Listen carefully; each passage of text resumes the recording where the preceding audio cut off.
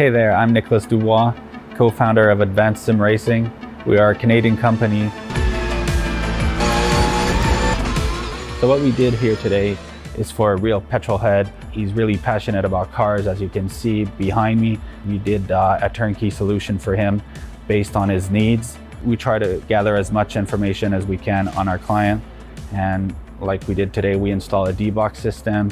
We install ultra-wide cube control steering wheel. We try to provide the best quality for your budget. So let's say if you want a budget of 10 grand, we're gonna give you something that's the best for 10 grand. If you want 20 grand, then we always try to stay within your boundaries. We do try to make it as easy as possible.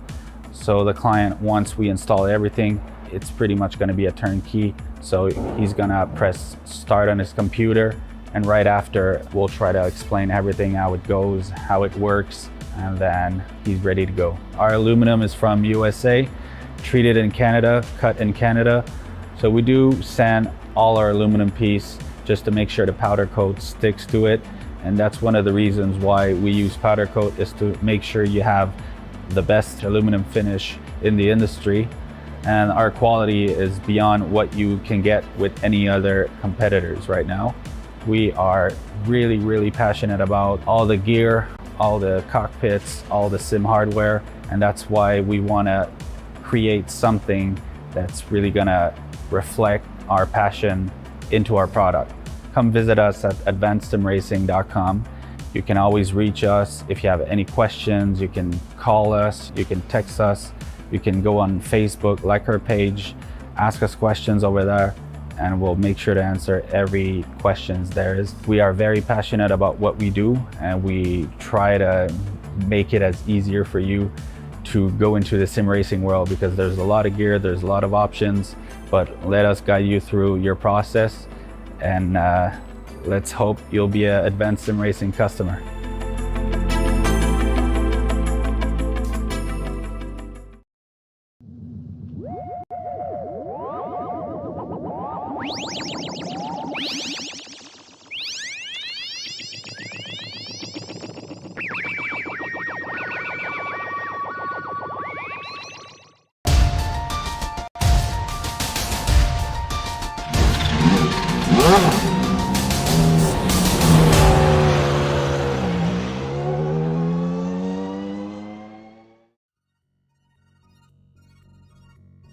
Luck finally turned around for the Delta Sport teammates, and they snagged a 1-2 at Suzuka. But in spite of Fournier's bad finish in Japan, he still splits the pair in the point standings. With such a wild start to the season, it may wind up being hard to decide your own fate. Let's see who has the determination as we get ready to watch round 4 of the PRL Open Wheel Series, and you'll see it all live here on the Global Sim Racing channel. Hi, I'm Joe Peak, and with me in the booth is DJ Clark. Behind the scenes is our director, Gary Sexton, and he's using cameras provided by Dougie Beard. Hockenheim plays host to tonight's event, so why don't we head down to our track guide to learn a little bit more about it.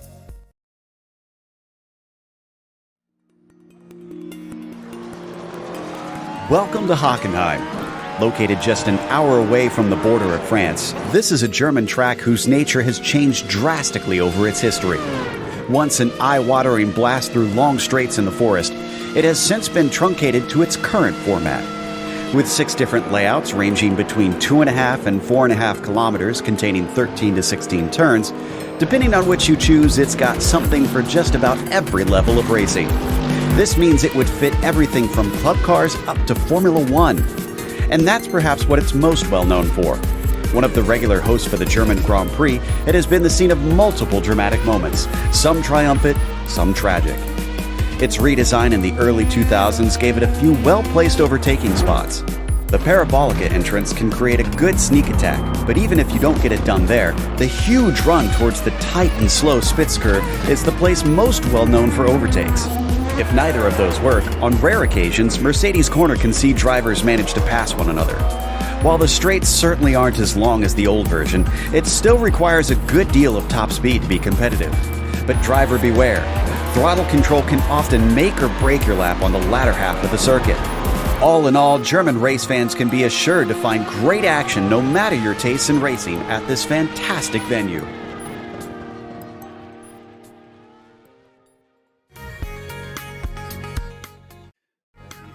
Should be fun watching these open wheelers try to take to this place, but with a little less power than maybe what we're used to seeing. For sure, Joe, and that little bit of less power means they'll be coming down the straights a little bit slower than we're used to, but it doesn't mean that it's going to cut down on any of the excitement. With these open wheel cars, the big wake that they're going to leave off the back, that really means that the best place to overtake is going to be going down into the Spitzkehre, the hairpin at the end of the long parabolica. We can also see some good fighting going down into the Mercedes-Benz arena section as well, as that's been an awfully popular place to see some fightbacks. The increased downforce, it does mean that the Mobil 1 curve's not nearly as going to be as deadly as we've seen it in some of the other series, and the same is true for the South curve and the North curve as well. But one thing is for sure, Joe, it is going to provide up a stonker of a race for us here today. Yeah, definitely looking forward to it. But before we get to that race, we want to remind you that our broadcast is brought to you by ASR. Owned and operated by passionate sim racers, Advanced Sim Racing designs and builds the sturdiest and most durable aluminum profile racing simulation cockpits available in the market today. Visit them at advancedsimracing.com. Today's race is also brought to you by RaceLab. RaceLab helps you to improve your driving skills. With modern overlays, race statistics, and native VR integration, you can get the best out of iRacing. Start using it for free at racelab.app. Today's broadcast is also proudly sponsored by ButtKicker. ButtKicker products add an incredible immersion and realism to any game. Feel every nuance and truly put yourself in the driver's seat. Check them out at thebuttkicker.com. Today's event is also brought to you by SimMSA. Simulation Motorsports Affinity provides many consulting services, from completely customizing simulators to managing teams, individual drivers, and complete events. They're working hard to bring everyone together at one place to support and promote sim racing internationally. Find out how you can bridge the gap between virtual and real motorsports at SIMMSA.net. And finally, the PRL Open Wheel Series is brought to you by NinjaTrader. Ready to compete against the financial markets? Supporting over 60,000 users across the globe, NinjaTrader provides award-winning trading software and brokerage services. NinjaTrader is always free to use for advanced charting, backtesting, and trade simulation. Visit ninjatrader.com to get started with a risk-free trading simulator and start tracking your performance. We look at the championship, starting with the pros up first here. David Holland is leading, but we do not see him here today. So it is looking like he might slip out of the lead. He will have a drop week that will help him out somewhat. Fournier's looking fast, so he is the most likely to take that over. But don't count out Rod Clenard, who is hot on his heels both in the points and on the timing sheets here in the qualifying. Byron Daly, Raymond Day rounding out the top five, just a little hop back from them as well. And then a lot of drivers competing in that AM championship here, DJ. They most certainly are, Joe, and on top right now is Takeshi Kita. He leads Tyler Scarali by 3 points. Scarali, who has been amazing in the past couple of weeks with some really great defensive moves, definitely one to watch, to keep an eye out for. Johnny Luna's only 5 points back of Kita, with Barrett only 7 points back from them, and Michael Broomhead 11 points back. So this AM championship, Joe, is really anybody's game. Now, as for the team's championship, no big surprise with how high up in the points we've got both the Delta Sport drivers. It is Delta Sport that is leading right now. And they've got NinjaTrader Esports Pro just behind them. Britannia iSports back by about 43 points. It's actually a big distance from first to all the others behind them. Very tight, though, between fourth and fifth, with Atomic Racing and Viking Hot Rods Racing. Separated by 3 points currently after 3 rounds. As for today's race details, DJ, what have you got? Well, we are in store for the 4th out of 10 rounds here, and it's a 22-lap race. Not exactly what we see out of a lot of the other PRL series that tend to be a little bit more timed races. It is open setup, and while these Formula 3 cars are a little bit more simpler than some of their bigger counterparts, there's still plenty of things you can do to tweak out the setup to your liking. Now, it'll be a 45-minute race out here. Drivers are on track right now for a 30-minute open qualifying session, and we do give out some penalties here. If you get an off track, you get contact, well, you'll get a drive-through penalty at 13 points, and you'll get disqualified at 17. But there are also points for good drivers out there. You get a bonus point for pole, fastest lap, and if you come home with 3 incidents or less. Right now, Fournier holds the provisional pole by only half a tenth over Rod Clenard. Without his teammate here, can Rod take the fight to Alex is the big question. The highest in the AMs, though, is Juan Cofre in 4th, so just outside the podium. He's got to watch out for Steve Ritters, who actually took an overall podium last round in Japan, and he's the next AM down, but he's in 7th place. So should be fun to watch. And wow, we just got some serious cloud cover in the last minute or so, and it's suddenly gotten very dark on track. Yeah, it has indeed, and it's bringing the track temperature down ever so slightly, down to 79 degrees Fahrenheit. So that is something that these drivers are going to have to watch out for, especially on the opening laps when the tires will be a little bit cooler. The other big thing to watch out for, there's the 13-mile-an-hour wind out here, Joe, and that can really, really buffet these cars around a lot. They're so aero-dependent that they can really get hit by it. I wonder if that'll offer some better slipstreaming potentially as well, if it's a headwind in any of these longer straights, as we watch on board with Ritters coming through the stadium section now. Let's see if he can one-up his his best lap of a 32 flat. And I see him very far down on his best time, so I wonder if this is an out lap for him. And yeah, that one was way off the pace. So he was just getting a flyer started. We hop on board with him now. Yeah, and there you can see that really good run out of the north curve. Now has to put a little bit of brakes on down into second gear. You want to stay in second there. Don't spin the tires coming out of this corner. And this is that long run onto the Parabolica. Now, I do think Ritters is going to be at a bit of a disadvantage here because he does not have anybody in front of him to pick up that toe. Yeah, I wonder if the team games have certainly caused some interesting shenanigans here in the qualifying. And down into the Spitzker around that one, trying to see if he can get just a little bit higher up. I think it's roughly 2/10 to Juan Cofre. Watch over his shoulders into Mercedes, braking hard for the left-hander. This is always a tricky one, trying to get off of it, trying to curve the car and accelerate, and then it switches back onto another little short sprint. Yeah, very tiny little short sprint, and then this is such a tricky corner, a lot easier in these Formula 3 cars, but ooh, there you can see Ritters getting a little bit offline there, so not as great for him, but that's what can happen. You've got to get that apex coming through the Mobil 1 curve absolutely picture perfect, or you will run wide. So down and to the line once again, out of the south curve, the 27. Let's see what he can put down as he crosses the line. Oh, he must have had an off track. You mentioned him going a little wide in a Mobil 1. Wonder if that caused it. Yeah, I think it very well may have there for Steven Ritters. So he's going to have to gather this back up and try again. Like I said, though, I think he'll do a little bit better if he can maybe have a partner in front of him. Julio Palacio here putting in a great time, currently 3rd place in that 194. Palacio. Oh, and Christopher Richards just set a good time. A 31.8 will bump him up into 5th, just behind Juan Cofre. So he is now our 2nd fastest AM driver. Interesting development there for Richards. Palacio out of the last turn and around. A 31.7 does not go any lower. That one was a little off the pace for him.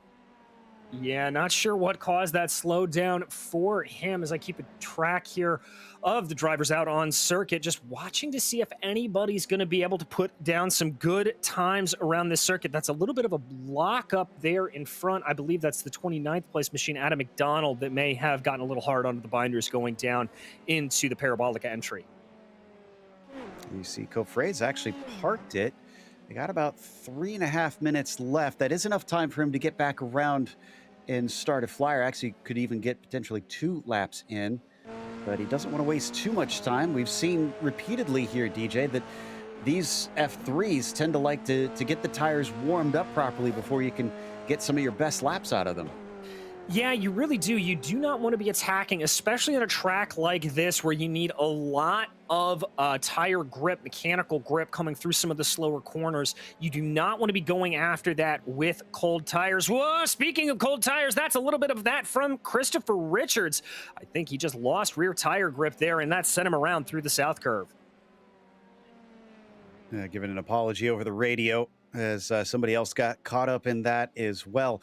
The good news is we have all 34 drivers out on track that have set a time. So everybody's at least put something representative down. Watching Ritters once again in the 27, still trying to play catch up to Coffray, and now Richards as well, since he's been bumped down a spot and bumped another because Robert Ridgway just set a fast lap, moving himself into P7. That's a good time for him. Ritters, yeah, still just trying to improve, make his way up. He's now in danger of losing a top 10 position for him, so he does not want to do that. We do have a 30-car field out here today, and so he does not want to be starting in the middle of this pack where he would run the risk of getting involved in a first-lap scuffle. All right, one more try around here. Let's see if this one stayed clean and is quick as he crosses the line. The 27, no, still can't quite match it. He's about 2/10 off that time. He continues on. I see Tyler Gore coming across the line. He goes quicker, 33.2, but it looks like he does not improve his position in the field, unfortunately. Yeah, so he'll stay placed there in 28th place. That is not going to be the best one, especially considering we do have a standing start out here today, remember, so that'll be a big change for these drivers. Gore, though, will be getting the benefit of the draft of the 02. That's Jonathan Almanar directly in front of him. Here we see Tyler Gore coming down into the Spitzkara. Been watching various drivers come to the line to see if we can get anybody improving. Palacio did not, as he just crossed in front of our booth. Gore now going to fly through that right-hand kink, heading down into Mercedes. Wonder if we're going to see any side-by-side battles into there. It certainly provided plenty of action when we saw the Ferrari Challenge Series come here earlier this week. Yeah, we certainly did, Joe. And what it comes down to is a little bit of a mentality of if you want to make the attack going down into the Spitzkara, or if you want to wait, try to throw your opponent off guard a little bit and get a good crossover, get a good jump out of the Spitzkara, and then make that move down into Mercedes-Benz. But that's really all up to driver preference and how the car is feeling. There's the sun dipping back behind the clouds once again. So we ride on board with Gore, seeing if he can improve. All right. Through the last couple corners and onto the front stretch once again. He's still down in 29th place. This one not faster this time. Just about a 10th off of his best, and he's going to bin it, as it looks like that'll be it for his qualifying. 11 seconds left. I see a couple cars trying to get to the line just in time to start a lap, but it looks like, ooh, it was close. Fournier, I think he got across in time. So if he is able to keep this one clean, he could count one last one, as one driver across did not improve. Broomhead did not either. Let's see who else. Julio Palacio coming to the checkered flag as well. The 194 does not go any quicker. Adam McDonald's is going to be next. He's down in 31st in the 88 car. He's got a 33.4 on the timing sheets. Is this going to be any faster? Well, let's see. Gets a pretty good line. That's actually pretty much a textbook line there out of the south curve. Comes across the line for McDonald in the 88. That does not look like it's any faster for him. So he is not going to be happy with that. Next across the line looks like it's going to be Manuel Vargas in the number 20 machine.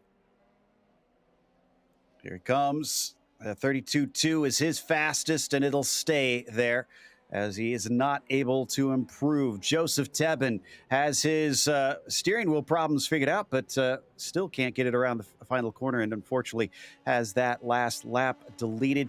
Then it's Takeshi Kita, the samurai out there, and he sits firmly in the mid-pack in 18th. A 32.2 becomes a 32.1, snags a couple positions up to 14th at the last moments. And that's going to be very, very crucial, Joe. Remember, Takeshi Kita only a couple of points in the lead in that AM championship, so he is going to need every advantage he can get. Kofre up next across the line. The number 14 car, unfortunately, doesn't go any faster, and he is the last of them. That is it. So our grid is set. Let's go through that starting order here for today for round 4 of the Precision Racing League Open Wheel Series. It is going to be Alex Fournier who starts on the pole. Rod Clenard will be in P2, and Julio Palacio starts in 3rd. Robert Ridgway, P4 for him. Juan Cofre starts in 5th. Ridgway, by the way, the highest AM driver in the qualifying. Christopher Richards, 6th. Then has Stephen Verity in 7th, and Michael Cofre starting to his outside. Stephen Ritters will start from 9th, and Almanar rounds out your top 10. In 11th, it'll be Dave Peterson. To his outside, it'll be Sean Duhamel, followed by Brett Barrett in your AM championship leader, Takeshi Kita. Nick Horvath will be 15th, followed by John Antonino in 16th, with Joey Tebben and Michael Broomhead making up row 9. Row 10, and rounding out your top 20, it will be Michael Broomhead, Kenny Brown, and Manuel Vargas. Matthew Gunderson in 21st is followed by Byron Daly in 22nd. Cadence Presley starts P23. Tyler Scarali, 24th for him, with Armando Coelho in 25th. Johnny Luna starts to his outside. It'll be James Carter on the inside of the next row, followed by Josh Goen, who had some improvement in his qualifying very late. Tyler Gore starts 29th, and James Holland will be starting in 30th. Then it's our last 4 on the grid: McDonald, Olson, Michaels, and Bear. Okay. Most of the drivers have started to grid up, and we will be going racing for 22 laps here soon. Hopefully we stay clean, especially through that first corner, the north curve on the first lap. Often DJ doesn't have the cleanest of beginnings for many races. No, it doesn't. There's plenty of wide runoff out there to the outside of it, but I can also tell you that it is a narrow corner. It may look a little bit like Cops from Silverstone when you're looking at it from the overhead perspective, but believe me, it is far trickier and far more dangerous. I think we're just waiting on a few more, and then we are good to go, as the last few drivers now put themselves on the grid. That should start our timer here.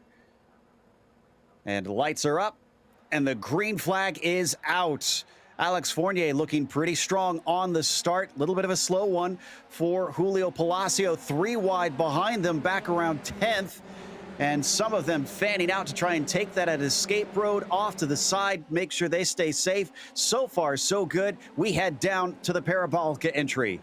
But we've got some problems there in the back. I think Nick Horvath caught up with a little incident on the straight in between the north curve and the entry to the Parabolica. That is not Vargas, excuse me. That is Verity that I see off. A couple other spinners there. So big calamities happening here on this opening lap. Oh, they got through the first turn and then couldn't hold it afterwards. Adam McDonald as well stopped sideways across the track down to the Spitzkara.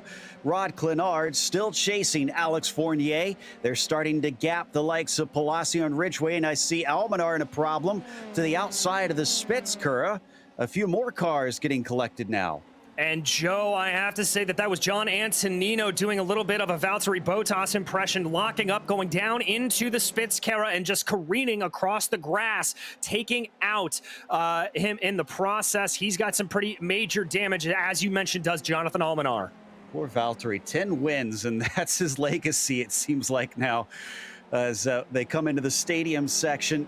Alex Fournier still leading Clenard. Look at the distance they're putting on Palacio. It's about 1.2 seconds to those behind him. But Rod has got the bit between his teeth. He doesn't want to lose out on a win yet again.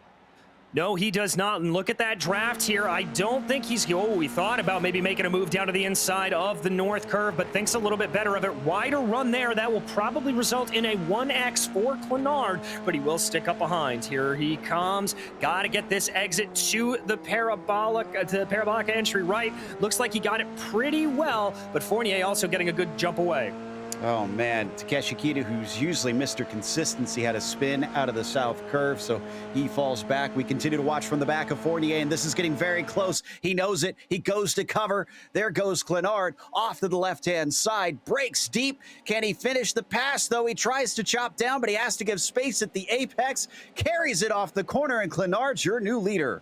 That was a textbook maneuver there from Clenard, but Alex Fournier not looking like he wants to give away quite yet. Let's see if he's got anything going down into the Mercedes-Benz arena. Decides not to make a move there. He's just going to stay behind the 24, see if he can get a better exit here and maybe line him up for another attack down the Parabolica on the next lap. Palacio is probably watching this thinking, more of that, please. Let me catch back up. The way that he has dropped off so quickly. Cadence Presley, for some reason, off track, and Alex Broomhead as well. So there must have been an incident between those two. And we have had many, many cases of cars going off or making contact with one another, and we are only 3 laps in now. Yeah, in regards to Broomhead, it looked like a little bit of a self-spin coming through that Mercedes arena section, but he is able to gather the car back up. I don't think he collected anyone. Oh, there's a little bit of a response from Alex Fournier, setting the fastest lap of the race, but immediately taken away by Palacio and Coffre behind. So the battle staying hot here at the front of the pack. Ridgway, Ritters, Juan Coffre, all tight together there for 5th place. You can see them being led by the yellow and white of Michael Coffre as well. But I don't think anybody's close enough to give an attack down into the Spitzkara this time. Are we finally settling down a little bit? It looks like we might be. There's a couple of battles there in the back, but definitely up front, we are nice and calm. Ritters looks like he's able to close down a little bit, under braking there to Robert Ridgway in front of him. But as you said, he's also got to keep his eyes behind him because Juan Coffre looks good as well. Down into Mercedes once again, just cutting through there, keeping nice and tight to the back of Stephen Ritters. So they now start to pick up speed. Coming into the stadium section, Mobile One's so swift in these cars. You can see them keeping it within the boundaries, don't want to hit those curbs. We've seen too many cars just go a little bit too wide and find themselves sucked into the gravel. Yeah, you got to be very careful going down into there, and that's what these drivers are doing. Now that everything's settled down, I think they're starting to breathe a little bit more and maybe get themselves into a position where they can just run a consistent race. Fournier setting the fastest lap, even though he's been demoted down into 2nd, but Clenard has taken control of this regardless. He is up to nearly a 2nd ahead of Alex Fournier. There you see him leading. He's been living in a bit of the shadow of his teammate the first 3 rounds here. Getting that 1-2 probably felt good for the team, but Rod surely would like a win at some point. Yeah, I have to think he would, Joe, and he'll be looking for it at the only opportunity that he can get. Ooh, do we have more problems? I think Donald Olson off track. Ooh, we had a 4-wide situation. Holy cow. If we could get a replay on the 413 coming out of the first turn, I think James Holland slightly involved, Byron Daly and Joey Tebbin also involved in it. Here we go. Ooh, so a little bit of banging wheels there, and then, there's that 4-wide. Oh, and the hit around hard into the wall there.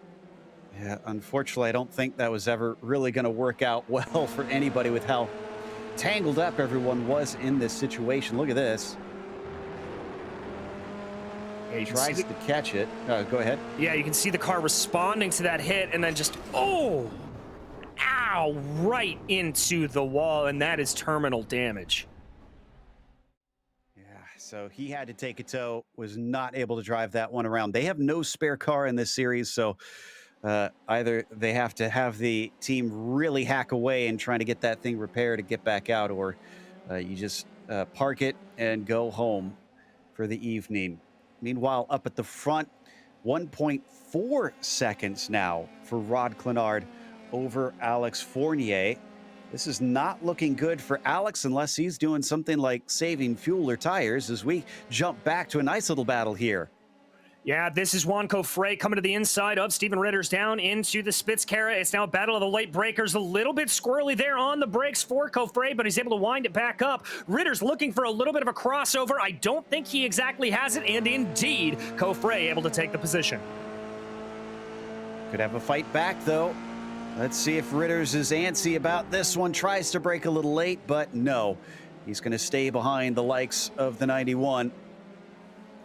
And this battle continues on. Man, he is tucked right underneath that gearbox. I'm actually kind of impressed how close he's able to hold after getting past. Yeah, as am I. There you see a little bit of a back off there for Ritter's coming through the Mobile 1 curve. Very hard to keep momentum through there in the dirty air of the car in front of you.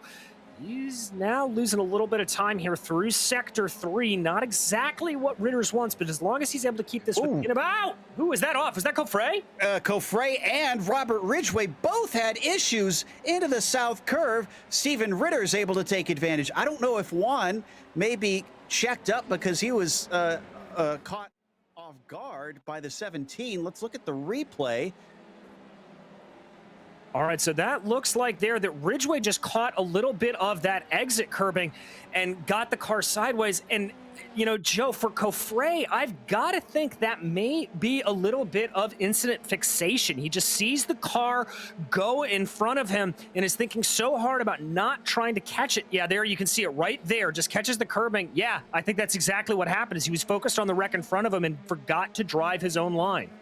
Oh, and look at this. 2 spots in 1 lap for Steven Ritter's. He goes by Robert Ridgway and takes 5th place. In fact, Cofre spun the tires coming off the corners. Look at the fight back from Ridgway. The 17 looking around the outside and braking very deep down into Mercedes, but he doesn't quite find the grip. He keeps a nose in it, though, and they're going to continue wheel to wheel. Oh, and this is where this is going to get very interesting, and there he has to give up the ghost a little bit. Does Robert Ridgway diving down into that Mobile 1 curve, but able to carry a lot closer than we saw Ritter's on that previous lap. So here they come down into the Sachs curve. That looked like the not best run off of the line there for Ridgway. Cofre's starting to attack a little bit. Oof. This is, again, very important for these drivers because this is for the AM lead of this race. And Robert Ridgway, even though he's loose off the south curve, he's looking very fast. If he can withstand the buffeting, he can't. And here comes Juan Cofre with a huge head of steam coming up to the Parabolica entry, and he is through. All right, that's a good move for Cofre, but this is what I was worried about. Look at the run from behind him that Steven Ritter's has got, and that is Christopher Richards behind them. This is just going to cause a big, big draft train. Watch for Ridgway to make the move. There's the defensive move from Cofre all the way down to the grass. Got really defensive there, but Ridgway's not taking no for an answer. He overshoots it over under for Juan Cofre, and the battle carries on side by side up through the right kink. And I got to think Christopher Richards is hoping for a good shot at trying to get both of them if they start to tangle, giving just enough room around the outside as Ridgway tries to defend. Cofre can't get it done. And that's a great elbows out move there from Robert Ridgway. Not too aggressive, just a little bit of a fade to let Cofre know he's there and put Cofre on a suboptimal line. That is exactly how you defend. Wow, things are tense amongst our AM leaders. This is all happening behind a much calmer pro lead. Clenard's still ahead of Fournier, but only about 1.6 seconds now. I think Alex may have stopped the bleeding on that one. I think he may have indeed, as it looks like here with this, Steven Ritter starting to pull away a little bit from that AM battle as we continue to focus in on it. It now looks like Cofre may be under a little bit of attack here from Richards. You know, Joe, I've watched Cofre the last couple of laps. Let's keep the camera on him. Watch his car under heavy braking. Watch as he comes down into the entry here to the Spitzkara. That car looks just a hair unstable under braking. Ooh, he's got a good run. Or no, it's Richards who's got a good run on him. So defensive there for the 91. Looked okay that time into the corner. swings a little wide to try and carry the speed, and at least he keeps Richards behind through that time. But what about here? Once again, having to defend. Richards can't get side by side, or is he going to go for the over-under? Neither. That's a really hard place to pick up that over-under, Joe. Getting down to that inside line through Mercedes is not the easiest thing. Right up behind the gearbox there, though, as they go into the Mobil 1 curve. Richards looking like he had to back off a little bit, but still keeping to apply pressure here to Juan Cofre, rather, in front of him as they make their way through the Sachs curve. Getting close to the halfway mark in this race. Will any of them duck down pit lane in hopes of trying to get out of all this squabbling? Ooh, Fournier with another fastest lap of the race, about a 10th quicker than Rod Clenard. Again, that is a bonus point. That could come back to haunt them if they miss out on that bonus. Here's Fournier on your screen now with, is that Palacio in the green car behind him? Believe it is. So down into the Spitzkehre. And we've got, it's actually a bit of a train. It's just everybody's kind of split by roughly 2.5 seconds.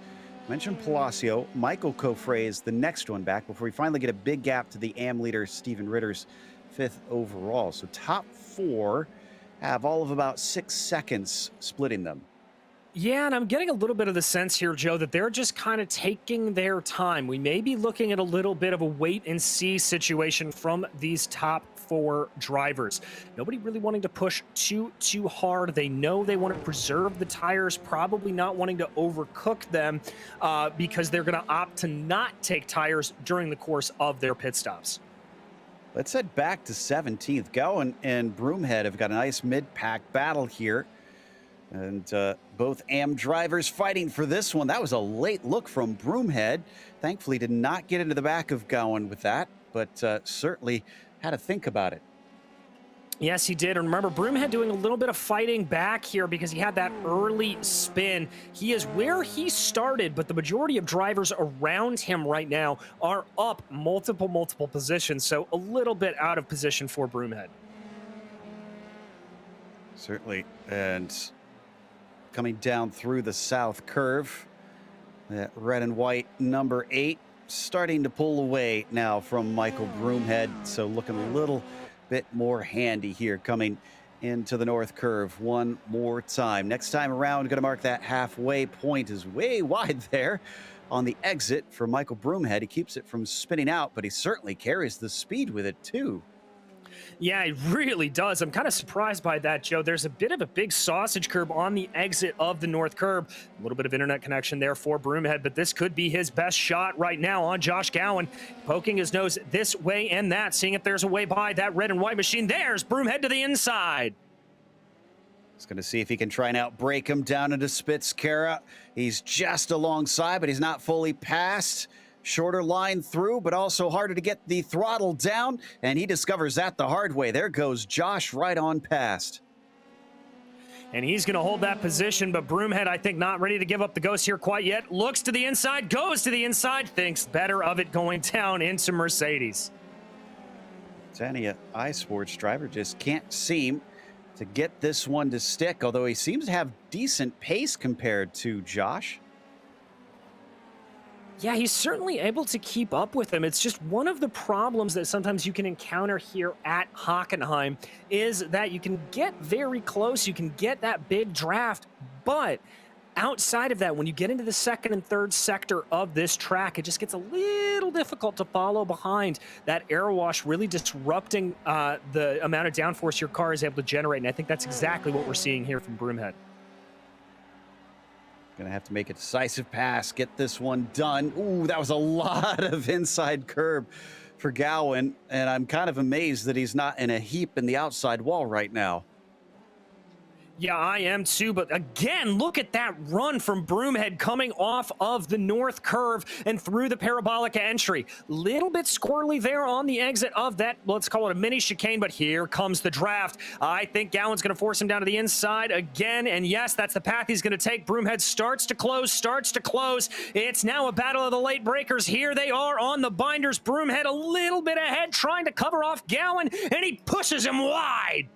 Just feeds him out, but Gowan's going to use that paved runoff. He's going to hold on, and he's got the inside into Mercedes. All he has to do is make the corner. Ooh, almost pulls in front and chops off Broomhead. Thankfully gives him enough space, and Josh stays in P17. That is some very stout and heads-up defending there from Josh Gowan, doing a really, really good job to keep Broomhead at bay. Michael Broomhead, one of the familiar faces here in the Precision Racing League. He is a great driver. He's also a very clean and respectful driver. And both of these pilots right now treating each other with the utmost respect. And I guarantee you, both of them have a big smile behind their sim rigs.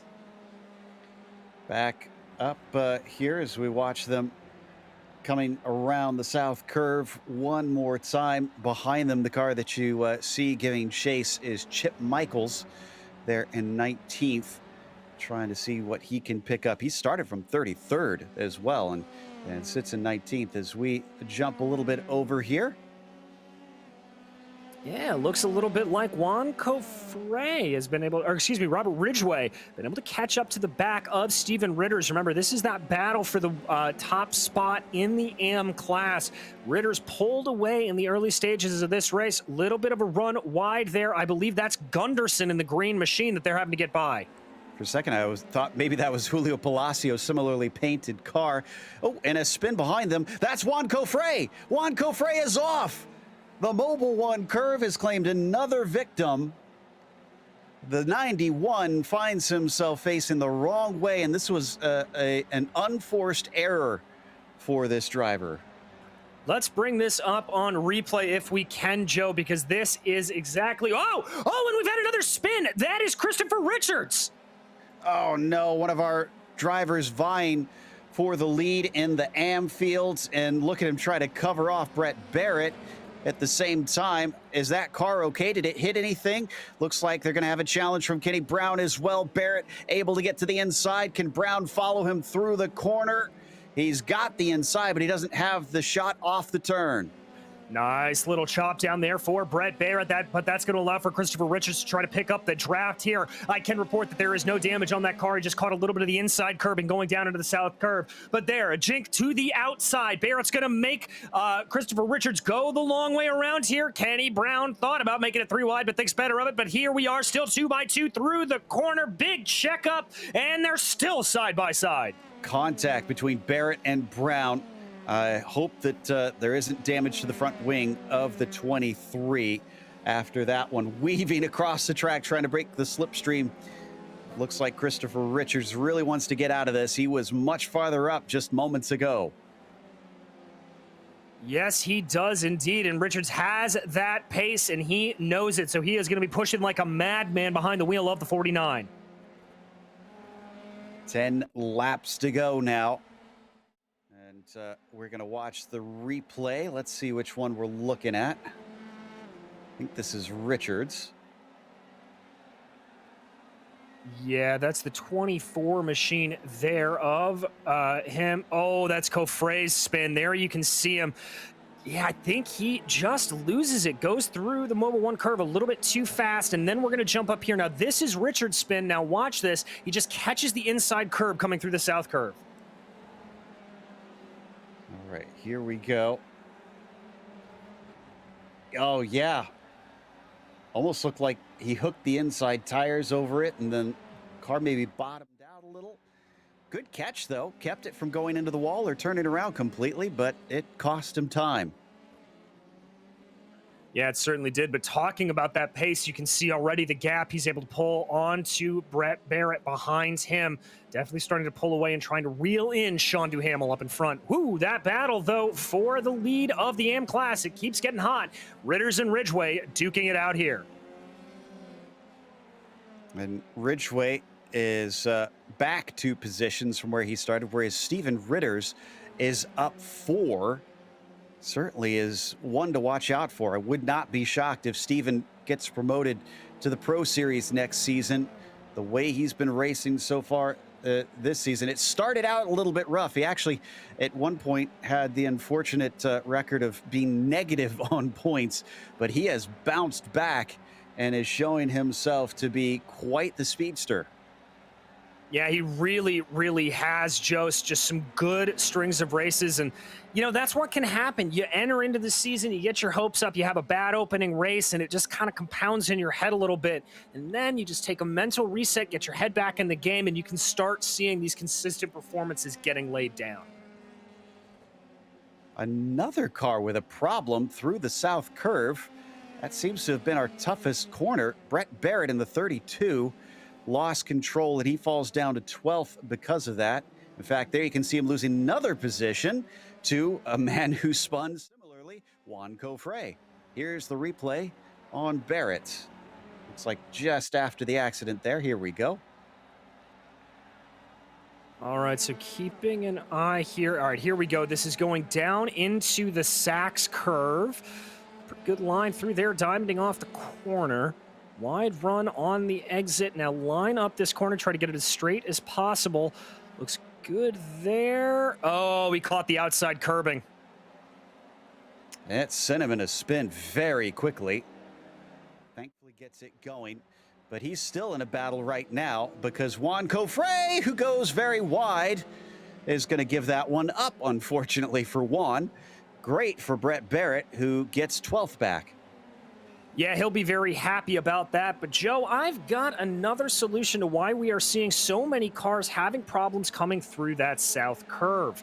I mentioned it at the top of the race. We've got a lot of wind out here today. In fact, we've got about 14 miles an hour of wind that's blowing out of the south. So that means that drivers are getting a tailwind as they come through that corner. And as they're halfway through the south curve, it's hitting them perfectly broadside. And I think that is affecting the car and causing that rear end to get a little bit more slippery than we're used to seeing. It's unfortunate, but it's the nature of racing. And in open wheelers, you just got to be aware of those gusts. Had a couple pitters. Dave Peterson, Sean Duhamel have both finished theirs. They're back out in 15th and 17th, respectively. Indeed, they are. We haven't seen any movement here out of our leaders quite yet. Ooh, wide run there for your current race leader, Rod Clenard, as he comes through that Mobile 1 curve. For the record, the Mobile 1 curve has that exact same trajectory as the South curve, so got to watch out for the winds there as well. Delta Sport driver here staying out for another lap. Pretty typical of what we expect out of the leaders. We don't anticipate really seeing them come in until it's the absolute end of the fuel window. Rod still keeping it at about 1.4 seconds. Michael Cofre is in, though. This is one of our highest runners. So front pack driver coming on in. I think he may have slowed down a little too soon, though. Looked like he was coming in at a very slow rate and not. So the 14 looking for his pit stall. Robert Ridgway as well is in.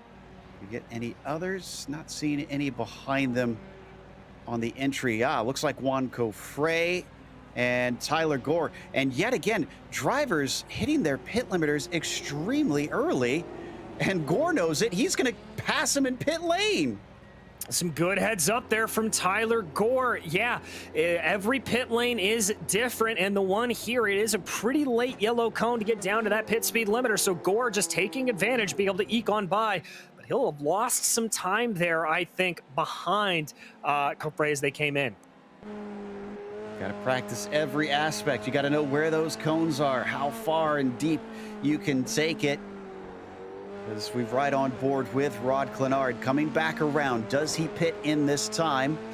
We're in the final third of the race, so we should be getting close, and yes, he is, but he's following David Hebert. If Hebert is slow into pit lane, this could be bad news for Rod Clenard. He is not, and Fournier actually follows him in, so both leaders on the lane. Yeah, both leaders on the lane, but Joe, I do think Clenard got checked up ever so slightly behind a bear. As they crossed over the line, it looked like the gap came down to under a second between first place and second place, so this could change things dramatically. Okay, looks like this might be the end of the pit window. Richards in, Kenny Brown in. Yeah, pretty much every... Oh, Johnny Luna has a moment. Saves it. We might want to get a replay on the 34 car entering pit lane. Barely keeps from plowing into the wall. And looking a little bit like David Coulthard or Lewis Hamilton. I think it may be a little bit of the wrong track for that, but let's keep an eye on this as it were. Comes through here. This is a pretty tricky pit entry here. Comes on in, yeah, almost into the wall and able to save it. It's actually some pretty good car control from him there. Yeah, good job staying calm in a tense situation. Clenard came out ahead of Fournier and a little bit farther than he was before. It was a second and a half when they entered. It's now 2.2 seconds between P1 and P2. Yeah, I think that actually may be down to a little bit of the fact that Clenard just able to get off of the line there faster. It looked like Fournier may have stayed on the pit speed limiter a hair longer than he needed to. As Fournier was actually slower or quicker in the box than Clenard was, to the tune of about 0.3 of a second. This has actually split up most of our battles that we were watching at this stage. I'm looking down through the order, and not many are still within striking distance of one another. This is Steven Ritters in the 27, still your highest AM driver. Looking like he might take another AM win and close to another podium, but it'll take a big mistake out of one of the drivers in front of him to net him another spot, because he's currently 8 seconds behind P3 Julio Palacio. However, he is under threat from losing a spot. That is Michael Coffray that you see in the 14 behind him, the yellow, white, and black machine that we've hopped on board with here giving chase. Yeah, indeed. Good run there through the Parabolica entry. They're going to concertina back out a little bit here as they get going on the Parabolica itself. That gap now holding at roughly around half a second. So definitely close enough to make a move here potentially in the next couple of laps if Coffray is able to keep that time up. Ritters is going to have to be flawless these last 4 laps. If he makes a single slip up, then Coffray will pounce on it. And honestly, if Coffray is slow at all out of the Parabolica entry, that'll be an open invitation to the 14 to try and slipstream by. So far, so good, though. Coming back around out of the arena on the short little chute, coming towards the Mobile One curve, and both of them keeping it nice and tidy through there. 3 laps to go now as Rod Clenard just crosses the line. So opportunities are ticking away. And look at this, Robert Ridgway is actually not too far back from these two as well. No, he's not. Ridgway fighting back there, able to get it down to about 1.3 seconds. We ride on board with the number 17 machine there. Nice smooth exit out of the south curve. He's going to be hoping for a little bit of boundaries, or a little bit of battle up ahead of him, so he can close in. For the Parabolica entry, let's see what kind of exit we get from Ritters. This does not look good. Coffray is a lot closer this time. 0.3 of a second back. He's going to feel the effects. Do we get a defense from Ritters? Not yet. He's leaving the inside open. Does he feel more confident? Try to accelerate off of the outside as Coffray cannot get fully past until the braking, but a cutback underneath is not going to work for Steven Ritters. Good job there from Michael Coffray to be able to hold that line. Ritters just rode on the inside there. I've got to say, I don't love that from him. I would have tried to tuck up in the draft and maybe get a move down into Mercedes, but now he's just going to have to try to hold on here and repeat the same move that was done on him on this next lap. Meanwhile, that battling has allowed for Ridgway to close back in. It's now about 1.1 seconds. Ridgway absolutely licking his chops right now. knowing that he could get back some of the spots he lost since the start of this race, from 4th down to 6th. Can he get both of them back and at least run even to his qualifying time around the treacherous south curve? Whoa, and treacherous yet again for our driver who was in 4th, and that was Coffre going around. Oh, the south curve strikes again here, Joe. Let's watch this replay. Gets everything lined up nice and clean through the Sachs curve. Let's see if it was that inside curbing, that outside curbing. What gets him out here? Goes into the first part and runs it out. I think just got loose. I think that must have just been a big gust of wind that he wasn't anticipating. We're going to watch from the perspective of Ritters here. Yeah, car just, it starts to come out from under him late in the corner. Great avoidance there from Ritters. But the south curve is behaving a bit more like the South Bronx. It is rough on the drivers today, and there have been many victims throughout. We're down to 2 to go, but it's more like 1.5. Actually, 1.1, because I can see Clenard coming through the stadium now. Indeed he is, and Clenard has been able to keep growing that gap back to his rival Alex Fournier to the tune of about 3.3 seconds at this point, and there you can see Barney giving him that white flag. 1 to go for your leader, Rod Clenard. 3.8 seconds ahead of Fournier. All he has to do is ride this one to the finish. He's been shy of a victory here for a few of these recent races. First one, unfortunately, had to take avoidance maneuvers and exited the pits unsafely, according to the iRacing. Got a penalty because of it. Round 2, his teammate, unfortunately, disconnected and didn't have help there, didn't have the pace, had to settle for 3rd place. Had to ride home behind his teammate in round 3, just not fast enough to try and challenge him for the victory, but a 2nd place there. But going from a 3rd to a 2nd, he's going to complete the pattern today from the looks of it, and this will be P1 in just a few corners' time. Yeah, it will indeed. A very commanding drive here from Clenard. We saw him jump at the advantage when it came to him, and he never, ever looked back. Just a great run here out of the 24. One more time through the Sachs curve, and one more time through the very treacherous south curve. The Delta Sport team has drawn a line in the sand. Even if they don't get the Drivers' Championship, it's looking like the team's championship could easily be theirs this season, as the victory goes to Rod Clenard for the first time this season. Again, just such a dominant performance there from him. Alex Fournier able to come home safely in P2 as we check back in on our AM leader. Now with a little bit of clean air behind him, Steven Ritters. After 2 miserable first races, Steven Ritters finds himself with back-to-back AM wins here in the PRL Open Wheel Series. He's followed home by Ridgway, with Coffre finishing 6th overall. And how about Dave Peterson? Didn't get to talk about him a whole lot, but 3rd on the podium in that AM class. Yeah, really, really good run from Dave, albeit a quiet one. Waiting for the rest of the field to finish up here. Looking like an 11th, it will be Johnny Luna. 12th, Brett Barrett, as they cross over the line now. Scarali in a bit of a fight with Armando in the 19 car. This is for 14th spot, but I think Armando is falling back. There you see him in the yellow machine. Yep, just doesn't have enough to challenge Tyler, as only 20 cars of 34 starters is going to finish on the lead lap here. The last of them now getting to the line. This is a bit of a battle too. Let's stick with this. Whoop, and a slide from Cadence Presley unfortunately neuters that battle. So that'll take us to a break here on the Global Sim Racing channel. We have the unofficial results coming up next, as well as driver interviews, so make sure and stick around.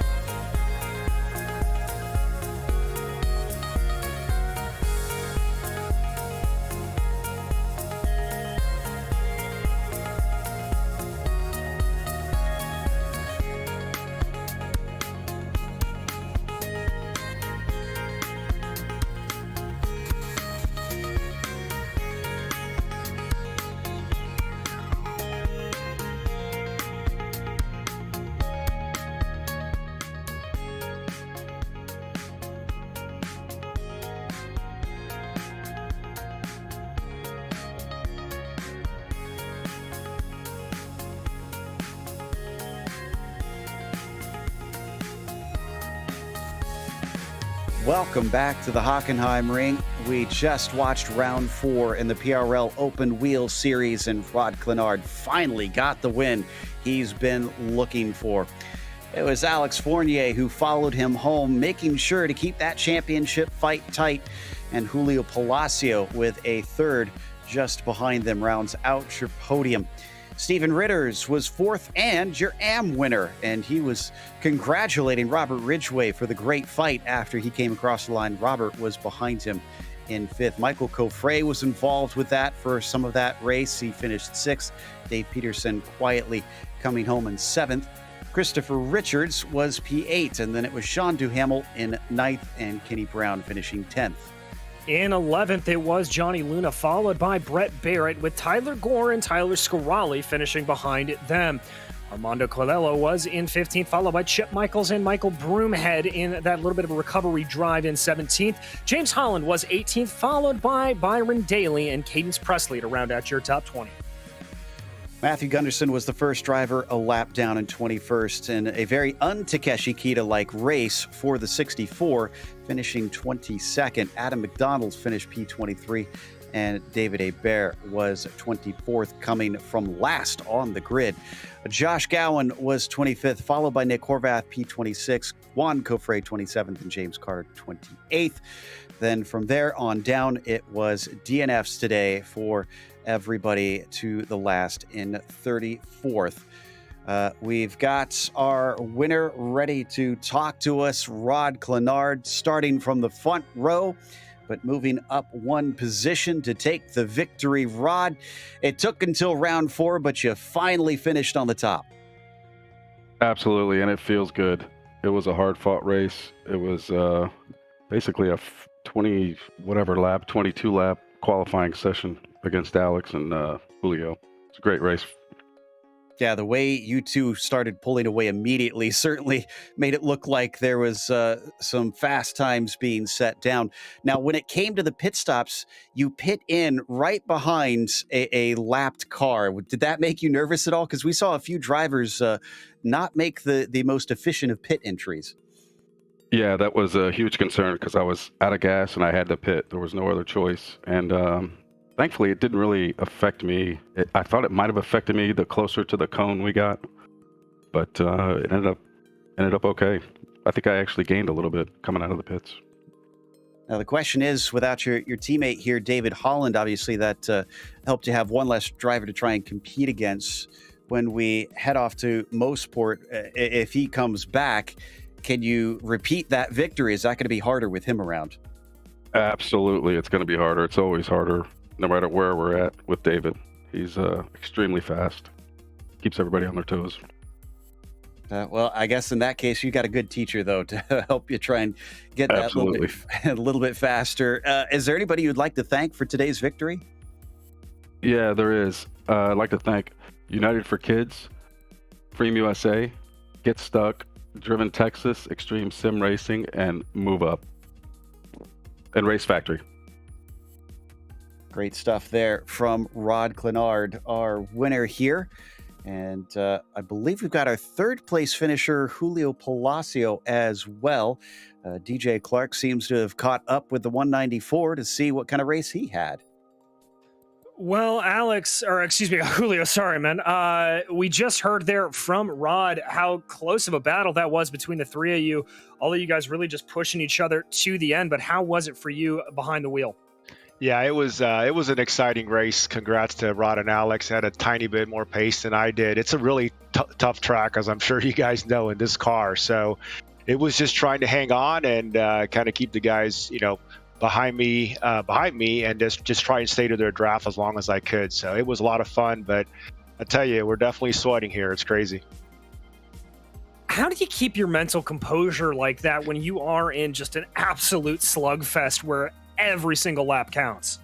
That's a great question because, and I'm an old guy, but halfway through the race, my mind started to wander a little bit, when you're not kind of racing wheel to wheel, and immediately the lap times drop. So you got to keep screaming at yourself to stay focused, keep pushing. So it is a mental exercise, and we got to push ourselves to keep going, especially when we're running like that, For sure. And this is obviously a track that has a little bit of a wider open nature to it. But when we go to someplace like MotorSport next week, it's almost like you're racing the track itself. Does that change anything up for you? Yeah, I mean, it's going to be an interesting track. I did some practice day before yesterday, and we're it's very fast. I mean, we're on the gas a lot, and you're on the ragged edge a lot of the turns. So I really look forward to it. It's going to be an exciting race. And it's going to be something like this and I think we're not going to have a whole lot of time to rest, because you got all these fast turns and you're flat. So definitely looking forward to, the race for next week. Well, I know we're looking forward to it as well. Anybody you want to thank for this podium spot here today? Yeah, I want to thank my team at SRT and PRL and GSRC, and I want to do a special call out to my daughter who got married this past weekend, which made me miss a couple of races, but I'm glad that I'm back. But she's very special, and we're super excited about that. Well, that's some great news, Julio. Thank you so much. That was your third place finisher here today, Julio Palacio. And now, Joe, I believe you've caught up with our second place driver in the AM class, Robert Ridgway. Yes, indeed. Also, my congratulations to the happy couple as well. And Robert, a pole in the AM class and then also a second place in the AM class today. It looked like you guys had quite a bit of fun out there. Yeah, I would agree. I would say that was a blast. We got to battle it up. I would have stayed probably closer to Steve if didn't slip up a couple little times.